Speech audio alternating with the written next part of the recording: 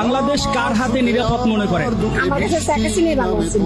যাই করছে দেশটা তো ভালো চালাইছে। বাংলাদেশে আমার কাছে শেখ হাসিনাই নিরাপদ মনে হয়। লুটপাটও হয়েছে কিন্তু দেশের উন্নয়ন হয়েছে।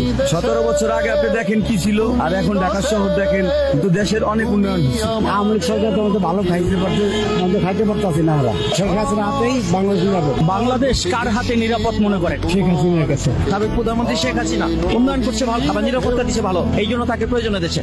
সে তো লুটপাট করেছে, লুটপাট সবাই করে, পৃথিবীর সব দেশেই আছে, কমার বেশি। এই মুহূর্তে বাংলাদেশ কার হাতে নিরাপদ মনে করে? আমি মনে করি শেখ হাসিনার কাছে নিরাপদ। সে তো দেশের অনেক উন্নতি করছে। এই রাস্তাঘাট, ব্রিজ, কারখানা আবার সবই শেখ হাসিনা। লুটপাটও তো করেছে। সে লুটপাট করে কাজ করছে। আর বর্তমান যারা আছে এরা তো শুধু লুটপাটের ধান্দায় আছে, আর তো কাজের ধান্দায় নাই রে ভাই। আমরা রোডে গাড়ি চালা খাই, আমাদের আগের সরকারই ভালো ছিল, আওয়ামী লীগ সরকার। নির্বাচন দরকার, এই সরকারের হাত নিরাপদ না। এই মুহূর্তে বাংলাদেশ কার হাতে নিরাপদ মনে করে? শেখ হাসিনা দরকার, সেই ভালো ছিল। তার দল তো লুটপাট করেছে। কে বলছে এটা ভুয়া কথা? এখন নতুন বেশি হইতেছে।